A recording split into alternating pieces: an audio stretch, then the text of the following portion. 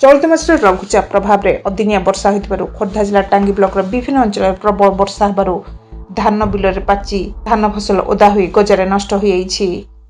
टांगी ब्लॉक रामेश्वर निराकारपुर डिया और लेंटो ग्राम पंचायत चाषी मैंने क्षतिग्रस्त होती धान फसल क्षयक्षति आकलन कर कृषि विभाग अधिकारी और राजस्व विभाग अधिकारी कि चाषी निकट में पहुंची नथिबारु चाषी मन में असंतोष देखा प्रतिवाद में सीपीआईएम नेता गिरीश चंद्र महाराणा नेतृत्व में चाषी मैंने निराकारपुर राजस्व निरीक्षक कार्यालय सम्मुख में पहुंची विक्षोभ प्रतिवाद करते यथाशीघ्र सरकार चाषी धान फसल क्षयक्षति आकलन कर क्षतिपूरण जोगाई देवाक दाबी करछन्ती सीपीआईएम नेता। खोर्धा जिले में विशेष भाव में धान फसल नष्ट होइछि। सरकार समस्त चाषी को धान फसल क्षयक्षतिर आकलन कर क्षतिपूरण जोगाई देवाक घोषणा करछन्ती एवं केंद्र और राज्य सरकार फसल नष्ट होइथिबा नै 14,447 रे अभियोग करबाकू घोषणा करछन्ती। खोर्धा जिला प्रशासन पक्षरु टांगी ब्लॉक समस्त सेवा समवाय समितिर राजस्व विभाग अधिकारी कृषि विभाग अधिकारी मानक निर्देश होइछि सेवानक निकटरे चाषी माने अभियोग कर परिबे। धान फसल नष्ट होइतबा समस्त चाषी को क्षयक्षतिर सहायता मिल पारे बोली सूचना दैछन्ती खोर्धा जिल्ला निराकारपुर बालकृष्ण मोबाइल टीवी। विधुभूषण महाराणा संपादक टांगी ब्लॉक सीपीआई।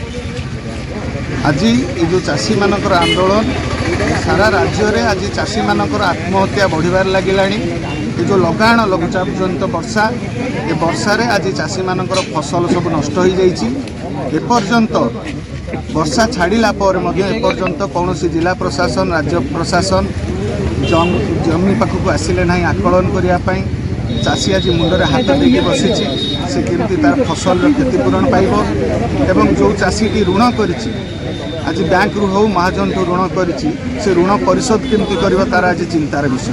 तेणु तांको ऋण छाड़ करा जाऊ। आ जो भाग चाषी आज तार मध्य भाग चाषी चिन्हट कर पारे सरकार भाग चाषी चिन्हट करिकी भाग चाषी जो क्षति होती क्षतिपूरण दि जाऊ।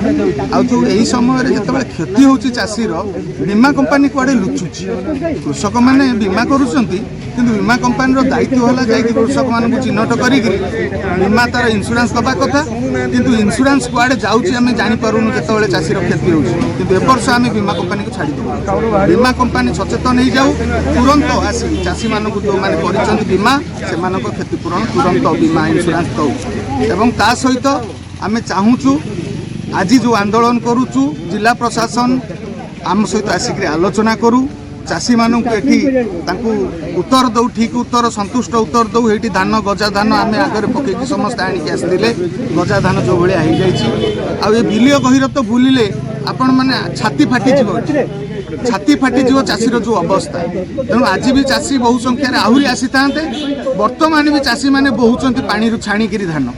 तेणु ए कथार आम सरकार को जिला प्रशासन को सचेतन करुचु कृषक मानकर ये क्षति समय तुरंत क्षतिर भरणा करा जाऊ।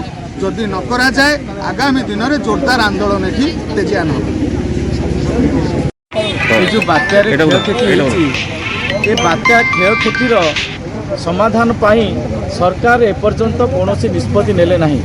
तेणु बाध्य होगी चाषी आज निराकारपुर राजस्व निरीक्षक कार्यालय सम्मुख में धारणा बसवा बाध्य होती। तेणु आमर दाबी रोचे चाषी मान तरफ जे आपको प्राकृतिक विपर्य भाव में घोषणा कर जेहेतु टांगी ब्लॉक रे अत्यधिक वर्षा है 70 मिलीमीटर वर्षा है चाषीर प्रकृत चाषी को इनक्वारी करी तदंत करी तार फसलर क्षतिपूरण दि जाऊ एवं जो मैंने भाग चाषी अच्छा भाग चाषी मान को चिन्हट करी सरकार तांकु क्षति दिंतु कहीं भाग चाषी मानकर अत्यधिक क्षति हो जाए जो रहिले जो इंश्योरेंस है कृषि बीमा कराई कृषि बीमाकारी मानू तांकर साहाय्य करा जाऊ कृषि बीमा तांकर दिया जाऊ आउ जो कृषि ऋण छाड़ करा जाऊ। यही जो केतोटी दाबी मुख्य दाबी नहीं कि आम ये धारणा बसीचु जो सरकार या शुणु तहसीलदार एवं तहसीलदार कलेक्टर एठी आसिकी सब कलेक्टर आसिकी आमठू दाबीपत्र ग्रहण करंतु दाबीपत्र ग्रहण न कला पर्यंत आम एठू उठिबार नहीं।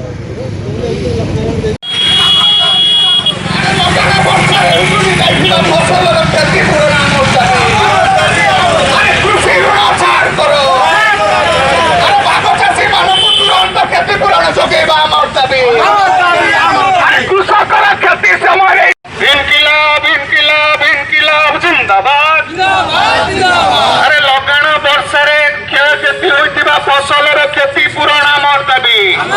अरे लगाण वर्षा फसलर क्षतिपूरण आमर दाबी अरे धान गजा धान तुरंत क्षतिपूरण आमर दाबी अरे लगाण वर्षा क्षयक्षति होइतिबा कृषकर क्षतिपूरण आमर दाबी अरे कौन वर्षा सरिलानी 10 दिन है कौन जिला प्रशासन ब्लॉक प्रशासन सोई रही जवाब दियो।